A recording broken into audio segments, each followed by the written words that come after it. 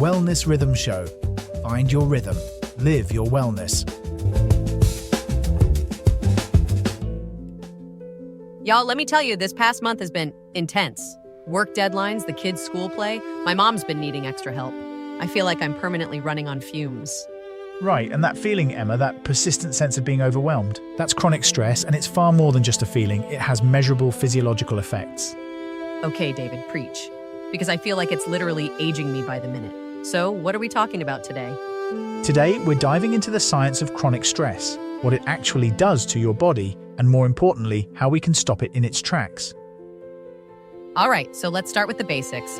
What is chronic stress beyond just feeling frazzled? Chronic stress is prolonged activation of the body's stress response. When acute stress goes on for too long or it's too frequent, it becomes chronic. The American Psychological Association defines it as stress that seems never-ending and inescapable. Okay, makes sense. So it's like my body's emergency alarm is constantly ringing? Exactly, and that constant ringing has consequences. We're talking about impacts on your cardiovascular system, immune system, and even your brain.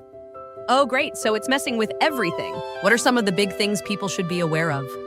One major factor is elevated cortisol levels. Chronically high cortisol is linked to weight gain, sleep disruption, increased blood pressure, and impaired cognitive function, according to research published in the journal Psychoneuroendocrinology.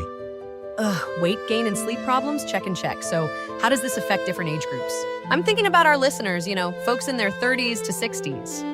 Brilliant point, Emma. For younger listeners, chronic stress can manifest as anxiety and burnout, impacting career and family life.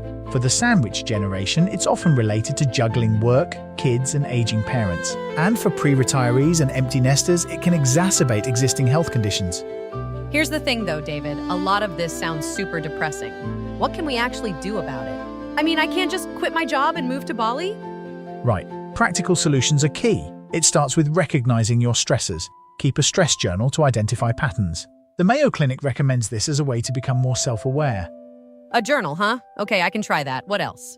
Prioritize sleep. Aim for 9 hours of quality sleep each night. Create a relaxing bedtime routine. Limit screen time before bed. Easier said than done with teenagers glued to their phones, but I hear you. Mindful movement can make a big difference. Yoga, Tai Chi, even just a daily walk can lower cortisol levels and improve mood. Harvard Medical School has published extensively on this. I do love a good walk in nature. And y'all know I'm all about some yoga.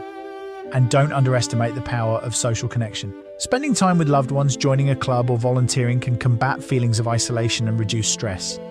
Okay, so that's where I think we might disagree a little. Sometimes being around people is what's stressing me out. I see your point, Emma. It's about meaningful connection. Introverts may find solace in quiet activities like reading or spending time in nature alone. The key is doing what recharges you. Okay, fair enough. So, personalized stress management. Precisely, and let's not forget the importance of professional help. If you're struggling to manage chronic stress on your own, consider talking to a therapist or counselor. Cognitive behavioral therapy, or CBT, has been shown to be very effective, according to the American Psychological Association. Okay, so we've talked about identifying stressors, sleep, movement, connection, and seeking professional help. What's the one takeaway you want listeners to remember? Start small, choose one strategy and commit to it for a week. Consistency is key. Y'all, that's great advice. And if you're finding this helpful, please like and subscribe to The Wellness Rhythm Show. It really helps us keep bringing you this kind of information. Indeed. And remember, managing chronic stress is a marathon, not a sprint. Be patient with yourself and celebrate small victories. So, David, any final thoughts?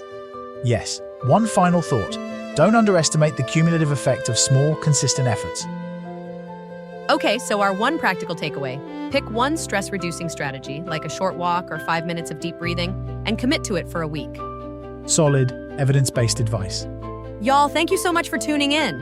Remember, wellness is a journey, not a destination. Be kind to yourselves, and we'll catch you next time on The Wellness Rhythm Show. Indeed, and try to worry less.